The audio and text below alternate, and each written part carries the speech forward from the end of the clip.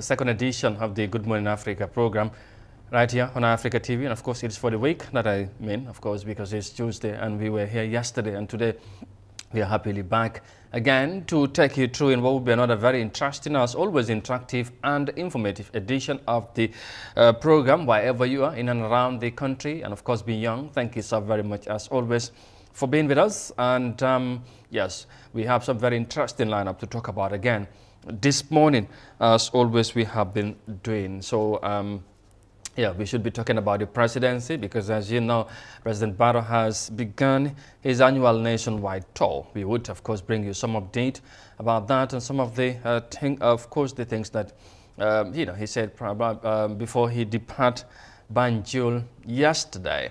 And again, we would also talk about health, as always. You know, it's part of the menu in recent times because of the pandemic and some of the efforts done by the ministry, because the president presided over the presentation of 20 ambulances to the communities as he start his annual nationwide tour. We'll talk about transport again this morning. Again, we had a lengthy discussion about transport yesterday. So today also we will hear from what the people make on the suspended sit-down strike by the Gambia Transport Union. So this and more will be coming ahead in today's edition. So once again, thank you so very much for joining us. Mbokk yi ñu ngi leen di nuyu beneen yoon fii ci Africa TV. ñu amaan mbégte lool dellusiwaat tey ci suba si ñu fas yéene àndaat ak yéen ci beneen programme di Good Morning Africa programme bi comme ni ñu koy defee saa su ne bu waxtu bi jotee. Xam ngeen ne mbégte lay doon saa su ne ñu jàkkaarloo ak yéen si suba si bu waxtu bi jotee, ndax boobu mooy waxtu bu baax bi. Rendez-vous bi 9 o'clock la ñu dajee ak yéen ñëw indi leen luy xew ci réew mi ñu waxtaanee ko, waaye naka noonu ñu ñëw ñu diktal leen suñu ay xibaar bu baax a baax ci réew mi mu nekk lu am solo. Su ngeen mënta nekk nag comme na ko waxee ci biir réew mi ba ci biti réew, foofu ñu gërëm leen bu baax, waaye tamit rafetlu ci safo bi ak ci kóolute bi te ni ngeen di ànd ak ñun saa su ne ci programme bi di Good Morning Africa programme bi fii ci Africa TV. ci noonu ñu nuyu tamit waaye tamit ñaanal jàmm ñi nga xamante ne ñu ngi feebar tëdd ci kër yi wala nekk ci hôpital yi. ñu ngi leen di ñaanal jàmm bu baax a baax, ñaan yàlla subhanahu wa taala yàlla na yàlla fogg bopp yi ñu mun a dellusiwaat seen ay njaboot, waaye tamit seen ay activités ñu mun ko doxal ak tamit defee comme ni ñu ko buggee. yàlla mun na ko, yàlla nañu ko yàlla defal ñun ñëpp, yokk réew mi ci yokkal rébéer ak tamit jàmm ci réew mi. ñeneen ñi nga xamante ne tamit duñ leen fàtte benn yoon mooy ñi nga xamante ne ñu ngi ci kaso yi te ñu am nattu teg leen fa, ñu ngi leen di ñaanal jàmm ñoom tamit baax di leen nuyu. surtout nag ñun ñi nga xamante ne ñu ngi ci Mile to Central Prisons, ñoom tamit foog ñu biral leen nuyoo bu baax a baax a baax, ndax ñuy safoo di ànd ak ñun ci waxtu bi ci programme bi. ñu ngi leen di nuyu te it di leen ñaanal jàmm ñoom tamit bu baax. ci noonu incha allah ñu fas yéene waxtaan ci ponk yu am solo. xam ngeen ne njiiti réew mi président Barrow niki démba door na li nga xamante ne mooy mooy wër réew mi bi nga xamante ne constitution bi moo ko may at bu nekk dafay wër réew mi nemmee ko ak waa réew mi, waxtaan ak ñoom ci tolluwaay réew mi. nañ ci dellusiwaat ci loolu. leneen tamit ba léegi ci wàllum réew mi ak président bi niki démba balaa moo jógee ko Banjul dal dina joxe ay ambulance yi nga xamante ne daf ñu ko war a tasaare ci réew mi.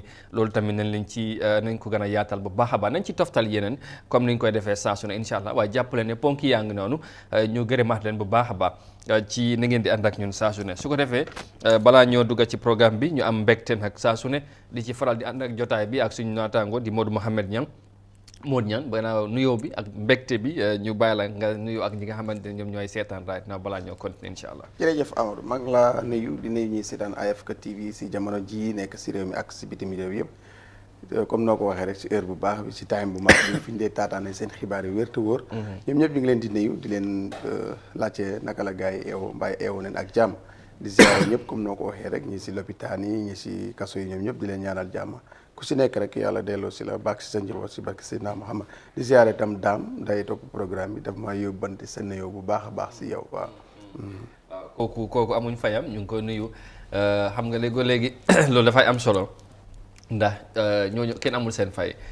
suba bu nekk ñu teel a eew nag di ñu xaar ànd ak ñun ci jotaay bi foog ñu gërëm leen.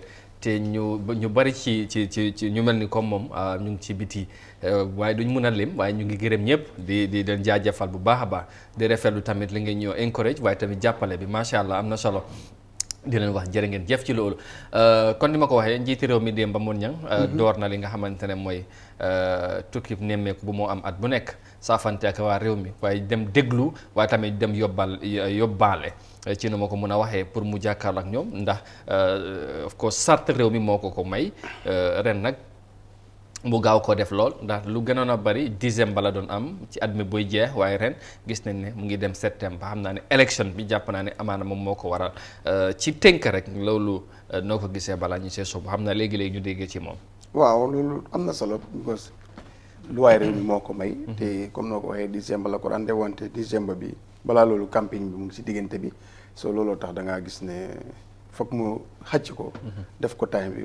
loo xam na nii la nag opportunité la pour nga xam askan bi si li ñu jànkuwanteet président bu fi yàlla teg at bu nekk nga dem dugg si biir askan bi xam seen jafe-jafe loolu opportunité la bu rëy pour nga xam askan bi seen jafe-jafe pour war see taxaw balaa nga faa dellu déwén gis ne bu dee téeméer la sax boo mutalul yëpp waaye 50 war nga mën a saafara seen mbir ko boobu du time promise dafa am loo promission bi nga fa jaaree dañ war a gis ne bi nga fa jaaree soxla yi la askan bi 10 zones fan la toll ndax am na loo si def wala am na loo si deful li nga si def nga wax ko ñoom ñi gis ko lu nga si deful nga leen yaa ngi si kawam te di nga ko def te lii ak lii nga soxla pour def ko moo tax loolu lu am solo la waaye dañ gis ne suñ président yi dañ ko dee jël as opportunity politiquer ko bu bëgg naa nga teg fa sa tànk ñu dem ñëwaat léegi-léegi ñu déggee ci moom nañ ci gën a xuus bu baax we'll of course start this morning with the presidency like I said because President Adama Barrow on Monday commenced his annual nationwide tour of the country to dialogue and assess the condition of people whilst gathering first-hand information on the impact of his government policies on their lives. The 17-day tour is in accordance with the 1997 Constitution, which mandates the President to tour the country at least twice every year to listen to the concerns of the people. Let's have more details of that in this report. It's a constitutional requirement for the President to go around the country at least once a year to go and dialogue with the people, to discuss with the people, to listen to them and know what is their problems. We see how best we can help them because they are our partners. They are electorates, they are citizens of this country, so they are part of the country. That's why it is very important for us to dialogue with them. Because of that, last year our dialogue, they wanted ambulances, they wanted tractors, they wanted milling machines. That's why today we are fulfilling that. So it is very important to dialogue. So the main objective is dialogue with the people. It's a constitutional requirement. During this period, President Barrow is expected to preside over 22 public meetings, including several site visits to development projects relating to agriculture, education, healthcare and infrastructure, and the Harkeland Road project in the North Bank region. The tour will also avail the President the opportunity to renew his call for unity, social cohesion and harmony in the pursuit of peace, security and socio-economic development, as well as political progress of the country. In the Upper River region, the Gambian leader is expected to make a final visit to the Banse-Woli Bridge before its inauguration. With his latest engagement with the Gambians, few months before the next presidential elections, Mr. Barrow is expected to reiterate his government commitment to provide more development for the people. Despite being a constitutional requirement, the president's nationwide tour has been criticized in some quarters, with many describing it as a politically motivated. Under the country's laws, the president tours the nation to hear from the public on their plights and needs and extends his government approach to addressing those concerns. Reporting for Africa News, I am Amadou Kante.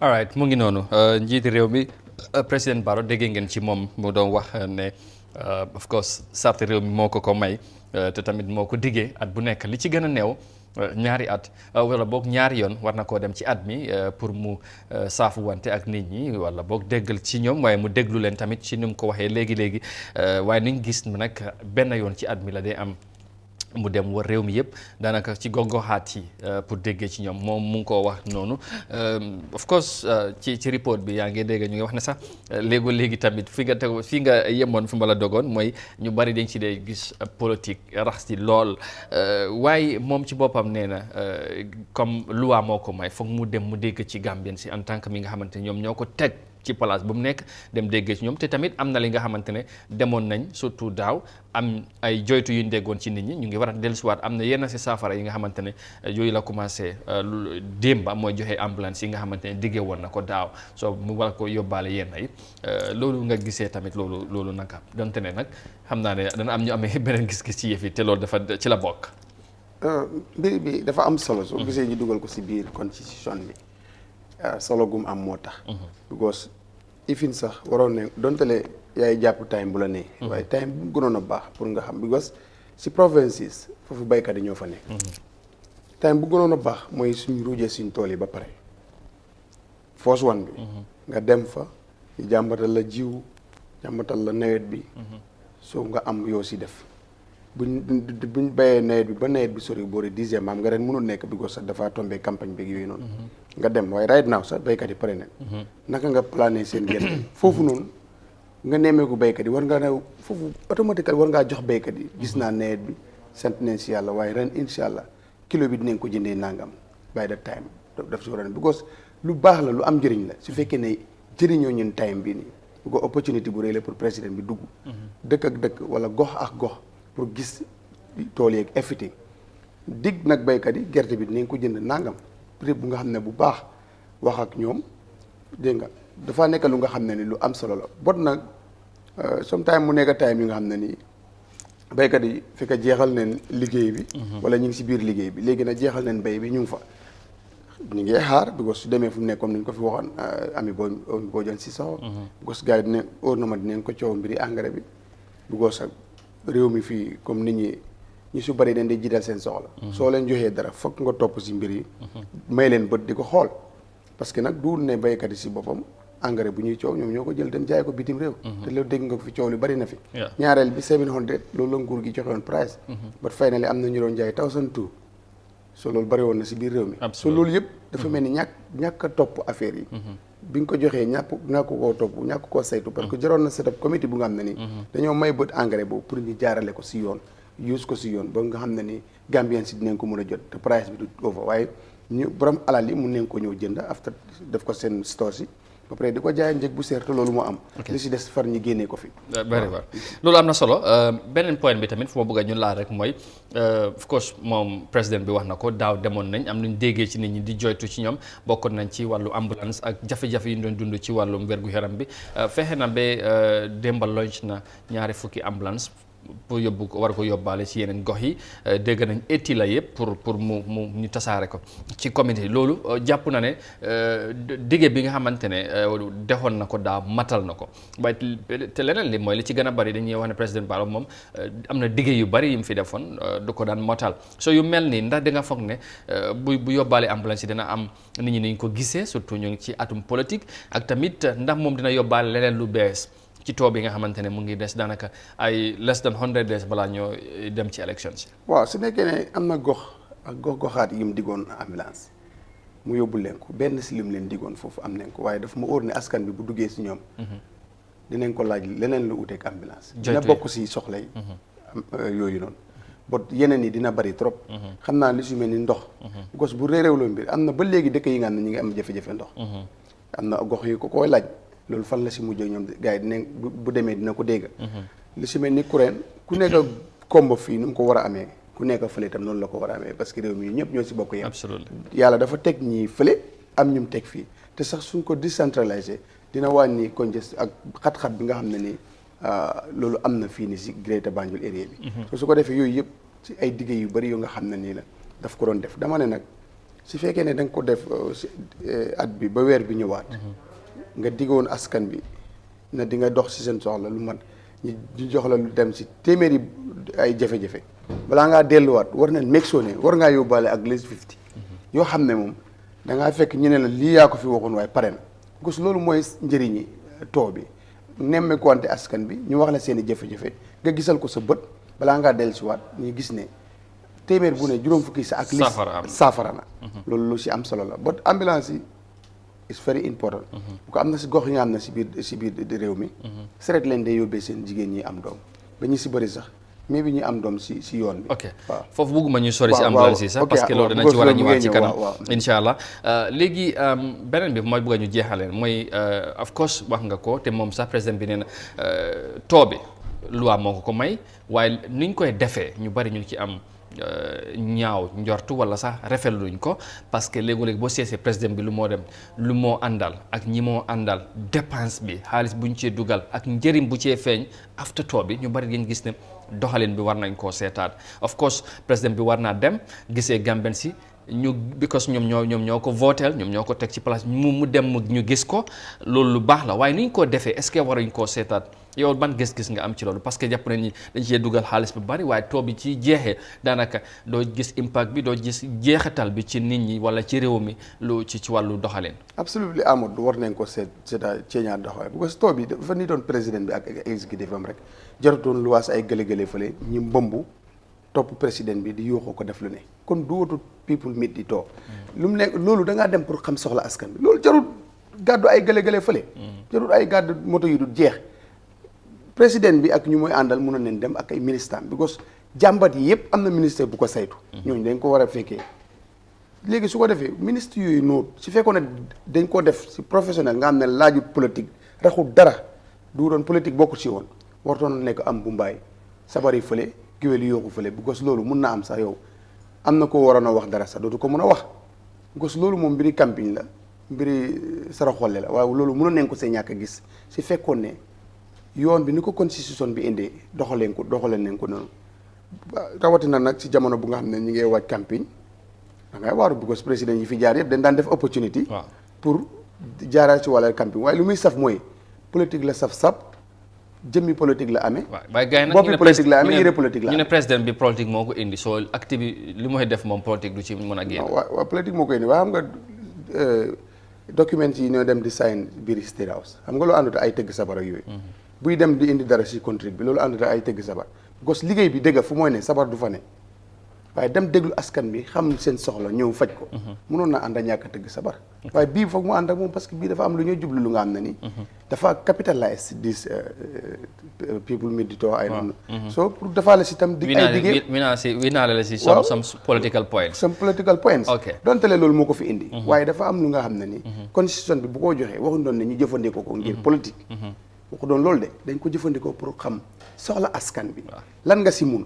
nga dem déglu leen déglu boobu na amul bu àndee ay mbumbaay ànd ay tabaski fecca loolu politique la loolu dafa mel ni li la fi indi woon ci campagne jamono campagne noonu nga ko doxalee rek moo tax jar na soppi nag bu baax jar na soppi dem déglu askan bi fiw de sa waroon na ko mun a nekk du doon war a jël période bi su fekkoon ne dem déglu nit ñi rek la xam seen problème ñëw ministre bu nekk nga ne ko déngeelu askan bi bu ngeen ñëwee ngeen déngeelu askan bi wax non balaa ñoo delluwaat fi les 6 mois bëgg naa gis soppeeku bu soxla askan mu ngi noonu su ko defee xam naa too bi nañ ci am ay waxtaan yu bari développement nañ ci dalal ay gan ñu waxtaanee ko dañ ko gisee loolu ci kanam incha allah ngeen xaar ko ndax war nañ cee def jàngat yu am solo waaye ñu continuer wax ci leneen wax ci wàllum transport bi xam nga ne démba waxoon nañ ci ak président bu transport union dalaloon ko fii am ci waxtaan bu yaatu ak moom ci sit-down strike bi nga xamante ne waroon nañ ko amal ñu fooma ko waaye nag donte ne fooma nañ ko am na ñi nga xamante ne tegu wuñ ci tali bi démba te loolu am na ñu ci amoon jafe-jafe su ko defee ñu dégluwaat loolu.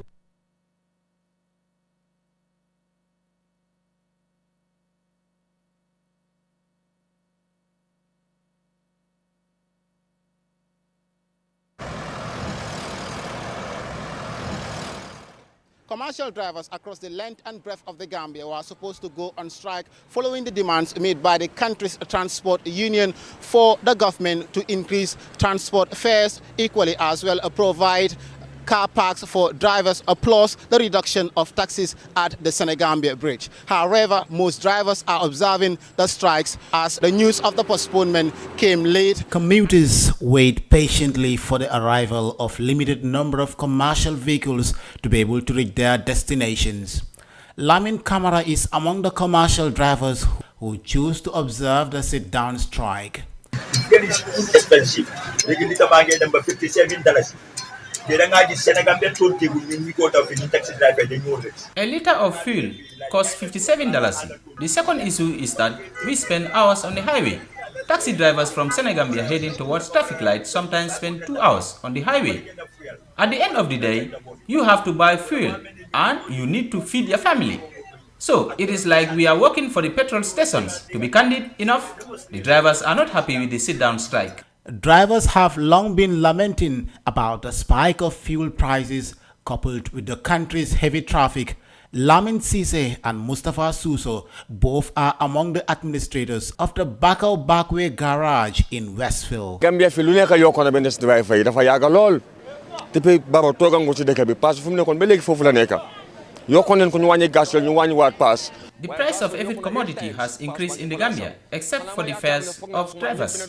Since 2016, the tariff of fares has not changed. The price of gas oil has risen 8 times, and the fares were still the same. I believe both the drivers and the people are exposed to the same high cost of living in the country.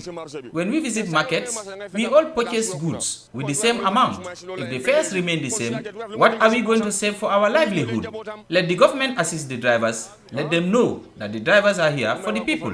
Kon driver lu muy am suma ci loolu la embe léegi kon su yàggee driver lu muy denc ci poosam lu muy dund leen njabootam. soo gisee driver yi dañoo eb ñu wàccee client ñu ngay jël ñu wàccee client ay dog ba ñetti yoon xam naa naka garas la. The reason behind the breakdown of fares by commercial drivers from one point to another is as a result of the lack of garages. If there are garages, the breakdown of fares will no longer exist because every garage will have its fixed price. The president of the Gambia Transport Union, Omar Sise, has received widespread criticism following the transport union's postponement of Monday's sit-down strike. We haven't discussed on the last few weeks.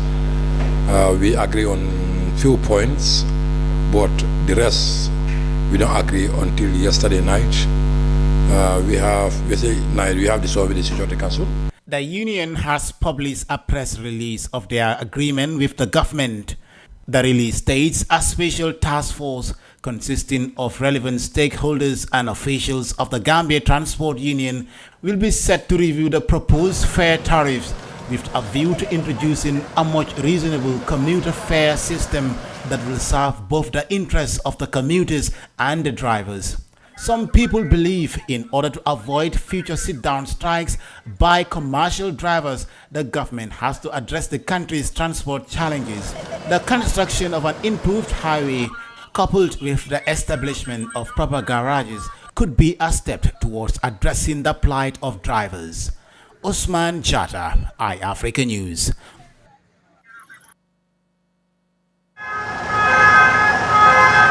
The Ministry of Health appears to be on a high gear of creating more access to healthcare facilities for the people of the country. Presenting the first 20 community ambulances, President Barrow believes that the initiative will go a long way in saving the lives of the people.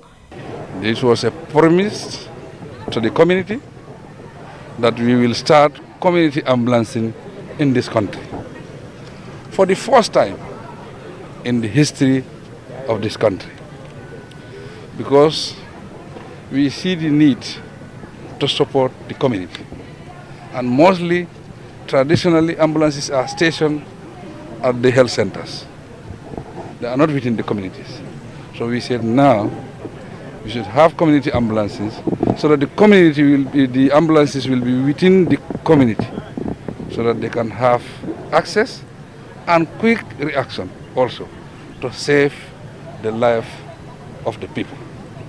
The Minister of Health, Dr. Ahmad Lamin Samate, dilated on the importance of the ambulances as they will be situated in various communities. What we want to do about it is to make sure that these ambulances are situated in the communities so that when there is a woman who is in labor or a very sick person who needs to go to the hospital, this ambulance will go to their home, to their doorstep and pick that person up from the home to a health facility. This is a game changer in the health sector. This is a game changer in our strategies to reduce maternal mortality, under 5 mortality, and to reduce morbidity and mortality in the whole of this country.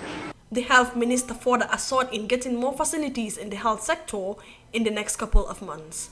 We are equally constructing 11 ambulance sites along the highways for rapid response if there is an accident, so that these people are taken to health facilities on time by calling a unique number for the first time in the history of this country. We are buying equipment. We are training people. We are training doctors and nurses. We are buying consumables. I think the health sector is doing well. Not because we are in the health sector, but we are doing a whole lot. So in the next couple of months, we will see remarkable, impactful steps have been taken in the health sector. The remaining 60 ambulances are all expected to be in the country by November of this year. Meanwhile, the demand for high-quality health services in the region has grown rapidly as the country's medical care struggles behind the required standards. However, during President Barrow's 5th State of Nation address, he announced his government's plan in constructing a new emergency treatment center in Farato, which will be furnished with 104 beds and 20 fully equipped intensive care units to cater for the needs of the population. Amin Dao for iAfrica News. All right, Amin Dao reporting there, of course, on that presentation of the 20 ambulances to the communities, as President has, of course, promised last year. So we'll be talking about that, or we should be talking about that in a moment. But just briefly, pour ñu tënk rek ci li ngeen beneen report bi nga xamante ne waxoon nañ ko sànq rek mooy affaire yi drivers yi ak nit ñi mun ñang balaa ñoo dugg ci wàllum ambulance yi xam naa ne loolu moom da nga ci am interest but just quickly ci li nga xamante ne mooy ci strike bi démb ñu ngi si doon wax ak Omar Cissé donte ne ñoom fommoon nañ ko am na ñu ngi drivers yi nga xamante ne ñoom teguwoon ci tali bi ba taxoon na ñu bari amoon nañ jafe-jafe ci dem seen liggéeykaay ak yu mel noonu naka nga gisee yu mel noonu because communication bi dafa mel ni filter wu down ci nu mu war a demee pour ñëpp xam ne affaire yi fomm nañ ko am na ñi nga xamante ne ñu ngi woon ci kër yi. waaw loolu comme ni ñu ko fi waxee démb ak ki nga xam ne mooy Omar because communication bi dafa desoon waaye loolu yëpp. ñi waroon a jiite waxtaan bi war koo waxtaanee ba duñ si àgg si jamono yooyu. waaw ñooñu ñoo deful seen liggéey. sonal leen si na askan bi because boori 12 loo xam ne depuis on the 18 last moo loon ba on the 13 bii nii mun loo fexee ba jubóog nit si 6 points yi nga xam ne yooyu la laaj. waxtaan bi mun la ko continuer ba sottiwul ba mujjee gi yenn kilifa yi nekk ci Security Council ñoo mujjee ñëw kon doxalin boobu su fekkee askan bi sonn ne ñoo leen teg coono parce que ñi ku leen saafaraal seen soxla leen bëggoon te soxla bu ñoom li ñoo laajte lu transport union di laajte askan bi ñoo ko moom si askan bi la moo ñëwaat dellu kon dafa mel ni du pour ñoom pour askan bi la soo fi toogalee askan bi nag ñi nga gis benn union bu jokk ñëw ne lii leen soxla kooku loolu dafa war a nekk sa soxla si département bi jamono yooyu FID ngay oo ñooñu di wax ak ñoom dem si président bi àggee ko wax ak ñoom ba comme tey ni nga xamee ne Security Council tey meeting nañ ak gi nga xam ne ñooy transport union ba àggali mbir mi si président ba jël dogal ne waaw because di seen président boobu moo fa nekka nekkul den indiqué beneen président si diggante bi soo kon ministre yi am neen foofu noonu loo xam ne ni daanu tegu rëy la si askan bi parce que démba boori 12 ñu bari duñ mun a yëg ne lifin bi cancel neen ko moo tax askan bi sonn neen si am nañu ci mer bu baax démb doxalin bi buñ génnee taxaw ci tali bi di xaar moto affaire yi métti woon ci ñoom bu baax foog naa ne loolu tamit nit ñi war nañ leen understand la moo tax ñu am frustration bu mel noonu parce que tey boo war a xëy am soxla wala nga war a dem xëy liggéey nga taxaw amul li nga xamante ne mooy moto te wax nañ ne strike bi fomm nañ ko foog ñu am beneen gis-gis moo tax yeneen réaction si métti woon na ci ñenn ñi.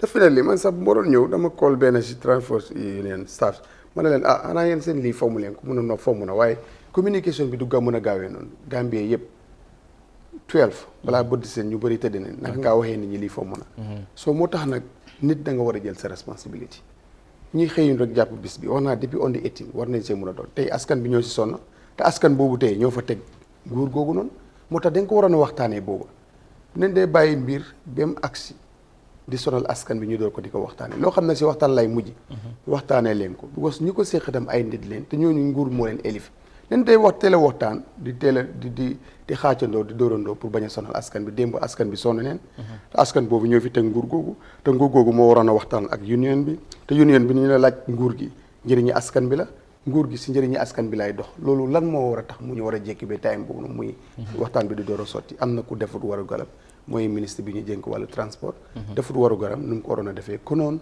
dañ doon ak barki démba 12 o'clock waroon naa jeex 3-4 days before. information bi ak si driver yëpp. nit ñi dañ doon sonn comme ni ñu sonnee démba. but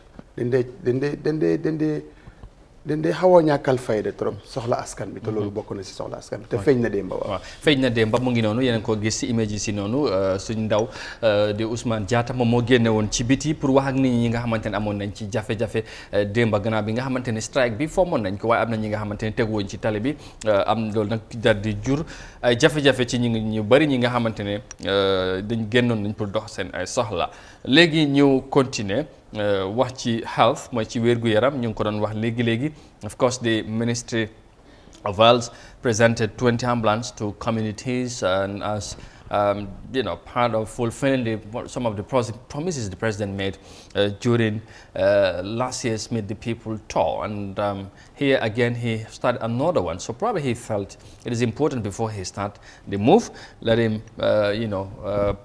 get the ambulances and show it to the Gambian people. But of course, to discuss more on this, I want to say we are joined by Amin Dao, a very own reporter who was on the ground to witness the handing over ceremony, to tell us more about the impact that, of course, we expect from the ambulance, and of course, what was said or what the president have said. I know you might have heard some of it through the report, but she was there. She was our eyes and ears on the ground, so happily she is here to tell us more of it. Ami, good morning and thank you for joining us. I think this is our first time in this program. I think so. I don't know. I might be wrong. Second time? You have been here before? No. Yeah, this is my second time. Okay. Good to have you. Thank you very much, Amadou. Yes. Good to have me on your Good Morning Africa show today. Thank you. All right. So you were in Banjul yesterday to witness the handing over ceremony of the ambulances to, of course, to the communities as promised. Here, the president he said he was very elated, very happy, fulfilling one of the promises he made. And of course, the minister have also spoke on the impact and the essence or importance of having this ambulance to the communities. But tell us, what more, can Gambians expect from, these ambulances now that here are ambulances that are presented to them to help communities as far as their health services are concerned? Yes, Amadou. Yesterday they just did the presentation, the distribution to the communities. They are yet to do that. I think that will be done later on because yesterday it was just 20 ambulances that were presented. 60 more are on the way coming. But according to the president, these ambulances will help in boosting the health sector of the Gambia, because we have seen that in so many communities, absolutely, especially the pregnant women, not even the urban. Let's talk about the rural areas.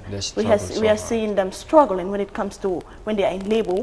Even the rate of maternal mortality is it's going high in the Gambia, and even Gambia has been rated as one of the highest. So they think that in trying to ease the sufferings of the people, these community ambulances will do better in the communities as each community will be located an ambulance. Yes. Great. And of course, I would tell you, some of us who came from that area would know how the pregnant women struggle in labor or during labor. Some of them would use donkey carts, motorbikes to be taken to the hospital. Even the minister said something like that, that a scenario just happened recently in the rural area where a woman is in labor. She was carried on a donkey cart to the hospital. All of a sudden, they got attacked by the wolves. Wow. Yeah. Wow. So these are serious things, very disheartening. A pregnant woman that can even cause death due to the fear. Okay. Because we all know how wolves can be dangerous and how dangerous they are. Yeah, indeed. So here, yesterday 20 ambulances were presented. Is that the whole number or there will be more that are coming? No, 20. It should be 80. Okay. But according to them, they just presented 20.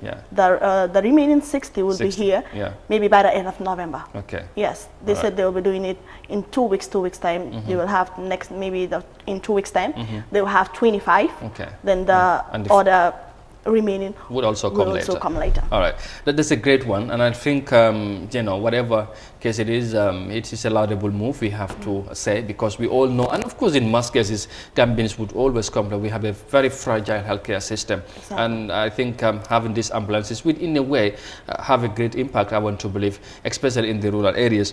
Now, how do you think the communities will feel after receiving these ambulances, considering the struggles, the hardships, the challenges that they go through almost in daily basis to access to health care, which is their fundamental human right, and they should have access to have like any other Gambians, So, how do you think they will feel? I think they will feel relieved with these community ambulances, because just imagine being on a donkey cart carried and going to the hospital. It's just crazy. Absolutely. So with these ambulances, at least they are safe. And like the president said, they will train drivers, because you cannot just take any driver and put the person in the ambulance who doesn't understand how the ambulances operate. So they will put them there so that they will be taking care of the ambulances as well, so that it would last longer. So I think with these ambulances, if they are being situated in communities, the people there will really feel relieved, because right now they are going through, let me say, trauma. Because these things are just crazy sometimes. Traumatizing indeed. Traumatizing. So the president, I know, like I said, he was happy. So this is part of boosting the healthcare system in the country. So did he promise more as he was about to leave Banjul to the other part of the country? Yes, he did, and even the minister. That's obvious. Yes, they did. Because the healthcare system in the Gambia is very fragile. Indeed. So they said the ambulances are just a tip of what they are about to do. So we will expect more of it, maybe in the next couple of months. So anyways, we are still listening. We are watching. We'll closely watch as we have been. Exactly. I only hope people will say this is a political problem. It's a political talk. Here the president's about to go, and we all know it's barely 100 days to go before the elections. And here he is now presenting ambulance 20 ambulance, something that he made, a promise he made, sometime last year. In December. People are even saying that. Already they are saying that it's just 2 months to presidential election, and now is the time he's bringing on these ambulances, trying to fulfill all his promises. But I think even if it is the politics, these ambulances are good. Absolutely. I was going to say that. Yes, even if it is the politics, this one is just a good one. It's a welcoming one. It's a welcoming one. Indeed. Yeah. I think that's why it is. Whether it's it's politically motivated or not, one thing we have to say, it is indeed a good one, and the people or the community that are going to benefit. Looking at the healthcare system of the Gambia. Absolutely. And you wouldn't notice. And of course, we all know people, even in the urban area here, would complain about the healthcare system, but talk less those that are at the rural areas. And you just mentioned how women in labor struggle to access to especially in the rural Gambia, because even the research has even shown that 1,050 out of 100,000 lifeguards do lose their lives due to maternal mortality in the Gambia. Wow. So that's just it's disheartening. Yeah, absolutely. So to be more specific, the community ambulances, as the name implies, it's for the communities. It's not like they will be centered in the health centers. Then you just go there and go and pick them. But they will be at the communities. There will be stations in different communities. Then if you get any problem, they will just go to your doorstep, carry you to the hospital. And they are concerned about these ambulances as well, about their efficiency, because in some cases they will say you will provide these ambulances, but even fuel sometimes is a problem, and these are what people are concerned of. These are the concerns that they have. The minister or the president, this coming election, we will all suffer for it since he came into power. nañ leen di bàyyi xel yokkal leen seen salaire liñ soxla mu am second li mooy waaw dafa war a am bu ñi pose ci àll bi ñu gis ne dinañ fa am dëkkuwaay bu correct home or a valuable investment you will home or at $900 per bag or $100 per kilo. Roast now and visit Star GSM at Westfield opposite OJ Junction, Talindi Market, Tabokoto traffic light, or call 700-2494. Star GSM Electronics.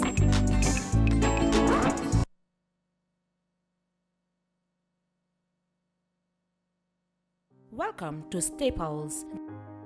The Office Superstore for all your office needs, office furnitures, office equipment, office kitchenwares, office stationery. Get all you need for your workplace. Office desks, chairs, workstation, conference table, computers, printers, monitors, sofas, filing cabinets, water dispensers, microwaves, ovens, air coolers, and lots more. Staples, the best superstore in the Gambia.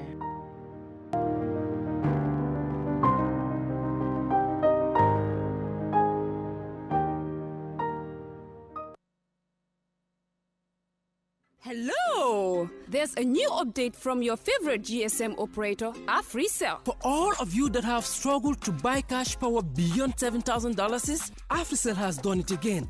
The limit to buy cash power is now up to $30,000. Oh yes, $30,000. Buy all the cash power you want from your AfriMoney account by dialing *777#. Where AfriCell goes, nobody dares to follow. It's an amazing offer. AfriMoney just got way better. The threshold for cash in and cash out on your AfriMoney has been increased. Where it used to be 10,000 per transaction, now it has been increased to 30,000. Meaning your AfriMoney account, you can now withdraw and deposit up to $30,000 at once. Cashing in and out just got 3 times easier. For more info, call 777. Where AfriCell goes, nobody dares to follow.